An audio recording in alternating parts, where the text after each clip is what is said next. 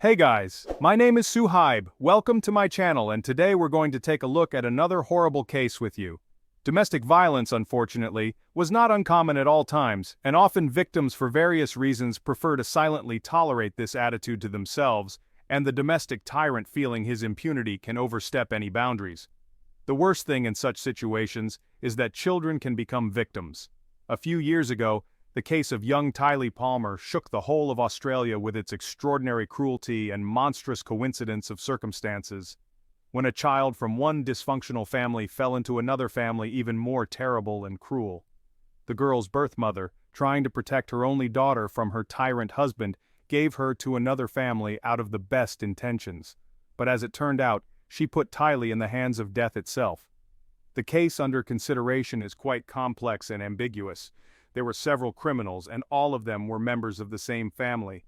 At the same time, the investigation came to the conclusion that almost all of them were victims of domestic tyranny themselves.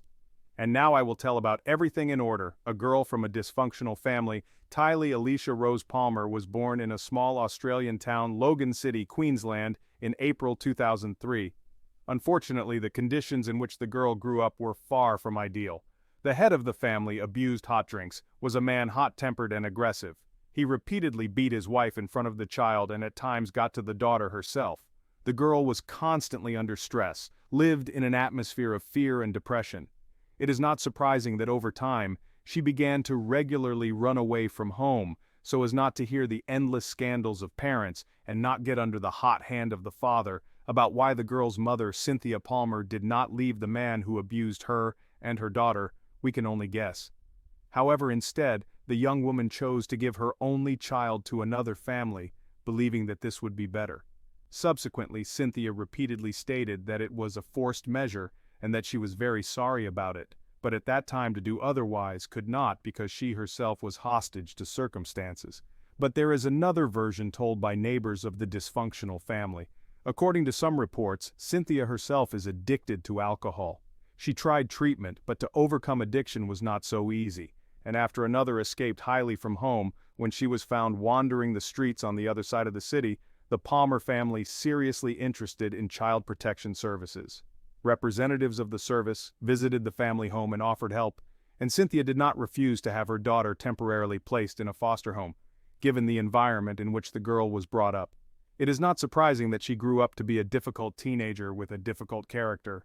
Therefore, finding her a foster family was not an easy task. She was constantly running away, loitering and begging on the streets, disobeying her guardians, doing everything in her own way. Tiahleigh did not stay with her first two families for long because her foster parents simply could not cope with her. She did not commit any serious offenses, but she was periodically accused of lying. The girl wanted the comfort of home but did not imagine what it should be, and any disagreement with the household inevitably ended with the escape of the child, the Thorburn family, in early 2015. It seemed that the perfect foster family had been found for Tiahleigh and was ready to welcome her. With the Thorburn family consisted of 4 people, spouses, Rick and Julia Thorburn, were raising 2 sons, Josh, who was already 19 years old at the time, and Trent, who was barely 18. The family lived in a spacious 2-story house with a swimming pool, located in a small country place in the suburbs of Brisbane. They owned their own horse farm, and Julia organized a private kindergarten at home which was very popular, and local parents willingly trusted the Thorburns with their children. The family was considered well-to-do and prosperous, well-regarded in their home state, and trustworthy. In addition, they had indicated a willingness to take a troubled teenager into their care, which was rare. Child Protective Services decided that this option was the most suitable for Tiahleigh, and in January, the girl moved into a new home. At first, everything went according to the usual scenario. The girl rebelled, refused to live with her guardians, and ran away from them several times. But each time the Child Welfare Service found her and sent her back. But as the months went by, Tiahleigh seemed to calm down, accepted her new family, and got along with them. In reality, however, the outward well-being hit a real drama that soon spiraled into tragedy: the mysterious disappearance of Tiahleigh. The girl studied in one of the local schools, which was located a few kilometers from the house of her guardians. So the foster father took Tiahleigh to school every day, and after school picked her up. She made a lot of friends in the new place, who spoke of her as a kind, cheerful girl. but she still dreamed of returning to her home and kept in touch with her biological mother and grandmother. Tiahleigh also occasionally complained of discomfort and even fear without specifying what exactly she was afraid of. On the morning of October 30, 2015, Rick drove his car to school as usual and then returned home to do chores. But soon he received a phone call informing him that his adopted daughter had failed to show up for class. No one was particularly worried because the girl had run away many times before, but usually she returned in the evening or the next day. The guardians reported the incident to the police, and almost immediately the search for missing Tiahleigh began. All members of the family willingly cooperated with the investigation and claimed that no conflicts that could provoke a runaway between them entirely for a long time has not been. On the contrary, the girl was in good spirits and looked quite happy. According to the head of the family, he took his daughter to school as he usually did and then drove back home and tended to the horses until he received a call from a teacher and reported the disappearance of the girl. His spouse and sons confirmed these words. The next day, the Thorburn has created a social media page dedicated to the search for Tiahleigh. There they posted information about her photos, the time and circumstances of her disappearance, as well as a description of the clothes she was wearing that day. The couple asked anyone who knew anything about Tyler's whereabouts to report it to them or to the police, but no one ever called. Police also searched the family's home and estate, but found nothing suspicious there. Although the behavior of the foster parents seemed to calm, they had essentially nothing to charge them. Soon the search operation was joined by many concerned people sincerely concerned about the fate of the girl. They combed the area, pasted flyers with her photos, and interviewed local residents, hoping to get at least some useful information. A discovery on the riverbank. After a week of unsuccessful searches, fishermen turned to the police reporting a terrible find. According to the men, on the morning of November 5th, they went to the Pimpama River, but after barely casting their fishing rods, they noticed something strange in the swampy shallow water. As they got closer, the fishermen were horrified as they realized that their find was nothing but human remains. The police officers who arrived on the call noted that it was the body of a short man, but it was so disfigured that it was impossible even to identify the sex of the deceased. There were no clothes on him, and no personal belongings could be found nearby. The body had numerous injuries that were initially thought to have been left by wild animals in the area. In addition, it was badly decomposed due to heat, moisture, and numerous insects, which were attracted by the characteristic odor. The gruesome find was sent for examination, where it was determined that it was a girl whose approximate age was between 12 and 16 years old. Then the police collected information about all missing young people recently, and soon the corpse was identified. It was Tiahleigh Palmer, which for almost a week the whole city was looking for. The cause of death was impossible to determine because the body had been in the water for a long time, but experts speculated that Tiahleigh died of asphyxiation after discovering that her hyoid bone had been crushed. The most horrifying thing, however, was that the injuries, which were initially suspected to be animal bites, could have been inflicted by a person even before Tyler's death. It was immediately clear that Tyler's death was criminal in nature. So a criminal case was opened and a murder investigation was launched. But the investigation was moving very slowly, because no serious leads could not be found yet, which meant that the process could take months or even years, or turn into another unsolved crime. The case quickly gained publicity, so to say goodbye to the dead girl came almost a quarter of the city's population. People carried flowers, soft toys, and balloons to the place where the memorial service was held. On November 14th, the body of young Tiahleigh was cremated. Tyler's birth mother gave a series of interviews to reporters in which he openly accused Child Protective Services of criminal negligence that led to the tragedy. The strange Thorburns. The foster family willingly cooperated with the investigation from the beginning, but their behavior raised certain suspicions. The last person to see the girl alive was supposedly Rick, but no one could confirm that he actually brought his foster daughter to school on the morning of October 30th. His spouse and sons claimed to have seen Tiahleigh get into the car. Surveillance cameras along the route to the school also showed the car traveling in that direction, but no footage of Tiahleigh leaving her guardian's car could be found anywhere. None of the teachers or classmates saw the girl that day, either at school or on school grounds. Tiahleigh seemed to have vanished. Although investigators had growing doubts that Palmer was even in the car. Family members occasionally confused their testimony about the events of that day, but insisted that everything was as it always was, and there was nothing to portend trouble and children's secrets. As part of the investigation, dozens of children and teenagers were interviewed with whom the deceased went to the same school and was friends. All spoke positively about her, but noted that recently Tiahleigh had been worried about something but she could not or was afraid to talk about it. A few days before the tragedy, Tiahleigh asked a classmate to shelter her for a while. She said she was in trouble and the guardians would kill her. These words were not taken seriously, and the friend, though she felt sorry for her, could not bring someone to her house for a sleepover without parental consent. The other girl mentioned that Palmer had told her her secret. She was in love with the youngest of the Thorburn brothers, 18-year-old Trent. Moreover, she even bragged that they were romantically involved and would be together in the future. The latter revelation sounded rather strange because Tiahleigh was only 12 years old, and a relationship with an older brother, even an adopted one, seemed something unlikely, like a childish fantasy. Nevertheless, the information she received was definitely something she had to check out. The members of the Thorburn family categorically denied any suspicions. They called their dead adopted daughter a liar, who wanted to draw attention to herself, and also suggested that the girl's school friends could have made up something themselves or fantasized. There was no solid evidence to suspect the guardians of committing a crime against Tiahleigh, so they remained at large, continuing to do their usual business. Their private kindergarten continued to take children, the farm prospered, and they didn't have to deal with the pain of loss. For several months, the investigation was actually treading on the same ground. Local residents with previous convictions were questioned, and those previously suspected of crimes were checked, but the search yielded no results, and no new leads appeared. Even the announced high reward for any information about the case did not move the process forward. A parallel search was conducted in the area where Tyler's body was found, and a month later, under a layer of silt, were found a backpack and a shoe, which presumably could belong to the deceased. They were found 150 meters away from where the body was. These things were obviously wanted to get rid of, so that they would never be found. The whole story gained a wide public resonance.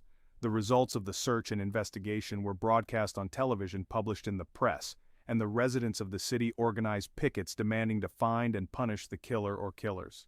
Some pickets were organized by the biological mother of the deceased Tiahleigh. Eventually, it came to the point where the police appealed to possible accomplices of the perpetrator, promising them protection and immunity if they named the perpetrator or provided any substantial information.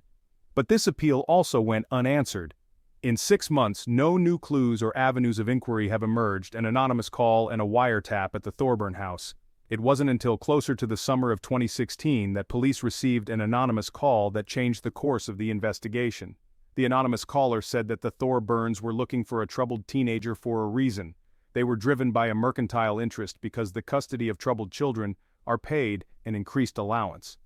Anonymous also added that their youngest son most likely had an intimate relationship with Tiahleigh, which he himself mentioned in passing before the tragedy. Of course, this information could have been a lie, but detectives remembered that they had already heard the theory that Tiahleigh and her named brother might have had an affair from a high school friend of the deceased. The investigators decided not just to take a closer look at Trent, but to take a hard look at him. The interrogations yielded nothing because the guy and his family members continued to insist on their non-involvement, claiming that the girl herself ran away and then got into trouble. The family's social media pages were quietly checked, and one of the chat rooms in Trent's profile revealed a curious correspondence. About a month and a half before the tragedy, he wrote to his cousin that he had intimacy with a girl much younger than him, but her name he did not give. Of course, the dialogue on the social network could not become incontrovertible evidence, but it allowed the police to obtain permission to install listening devices in the Thorburn house, of course, without their knowledge. Already in the first few days, the wiretaps yielded shocking results. On the recordings, the family members could be heard working out their version of events in detail, so that their stories coincided in the smallest detail. The head of the family taught his household what to say and how to behave, and from the mouth of the mother sounded such phrases as, "Dad made this decision to save us. We'll have to live with it. Never, never tell anyone or anything, no matter what happens." Several times Rick threatened his family members, and it was obvious that they were afraid of him because they knew that his father could go from words to action at any moment. There was still not enough direct evidence, but the Thorburns blue card, which gave them permission to work with children, was almost immediately cancelled, so the private kindergarten had to be closed. The wiretap soon provided confirmation that the youngest of the brothers had indeed been intimate with Tiahleigh. In fact, it happened regularly for several months, and in October he told his mother that Tiahleigh was showing signs of pregnancy. If this hunch had been confirmed, Trent would have gone straight to jail for having an affair with young Tiahleigh. That's when Julia told her husband everything, and Rick decided to take matters into his own hands. On the day of the tragedy, Julia and her sons went to Brisbane early in the morning, ostensibly on business. It was supposed to serve as an alibi for them, and Rick stayed home with his adopted daughter. When the mother and heirs returned home in the evening, it was already known that the girl was missing, and the head of the family said that he had solved the problem without specifying details, arrest, and investigation. Based on the records obtained, all members of the family decided to re-interview, and the police also decided to search Rick's car, in which he allegedly drove his adopted daughter to school on the day of her disappearance. And then it turned out that the car was sold almost immediately after the tragedy. The vehicle was tracked down, and a detailed inspection of it revealed old washed-out traces of blood in the trunk. DNA analysis revealed that the blood belonged to the murdered Tiahleigh. After that, the last doubts were dispelled, and the Thorburns were taken into custody. They were questioned separately, and Trent was the first to speak. It turned out that he had tricked Tiahleigh into seducing him, telling her about his feelings, promising that they would always be together, and Tiahleigh, in love with him, believed it, and even bragged to her friends at school that she was in a real relationship. But when she got suspicious about the pregnancy, she realized that the foster father could kill her literally, and began to ask her classmates to take her in, at least for a while. Rick fought back the longest, but under pressure from evidence and testimony from his family members. He confessed to killing his foster daughter, saying he was just trying to protect his family. He had indeed strangled Tiahleigh and afterward disfigured her body, hoping no one would ever identify him. The possibility of DNA testing, Rick somehow didn't think about when the head of the family was formally charged with first-degree murder. He collapsed and was rushed to the hospital with a heart attack. Their doctors concluded that he had provoked the attack himself by taking a large dose of powerful drugs. They fought for his life for several days so that the perpetrator could stand trial and receive a fair punishment. The trial and sentencing of each of the family members, the investigation and trial was followed by the whole country. Because the Tiahleigh Palmer case became one of the loudest and cruelest in the last 10 years. Each member of the Thorburn family was found guilty, but their sentences were considered by many to be too lenient. For example, the eldest son, Josh, was sentenced to only 3 months in prison for perjury and attempting to obfuscate the investigation. The court took into account his sincere remorse and the fact that he was a key witness against his father and younger brother at the trial. Julia Thorburn received a 1.5 years in prison for perjury and harboring her husband and son. At trial, she admitted that she was very afraid of her spouse and believed that he could also massacre her and her sons. The youngest of the brothers was sentenced to 4 years in prison, which many consider are too lenient to punishment for seducing Tiahleigh, perjury, and obstructing the investigation. In fact, the young man served only a little more than 1 year, after which he was released early. The head of the family, who dealt with Tiahleigh in the most brutal way, was sentenced to life imprisonment. He himself pleaded guilty to all counts, noting that he was very sorry for what he had done. Rick kept repeating that he was driven by the desire to protect his family, but he himself does not understand how he could go to such a crime. After the final verdict, Tyler's birth mother gave an interview in which she said that none of the punishments for her daughter's killers she would have considered harsh enough, but the day of the verdict marked the end of her fight for justice. Thanks for watching, guys. Subscribe to the channel and don't forget to hit the bell so you don't miss new stories from around the world. See you soon. Take care.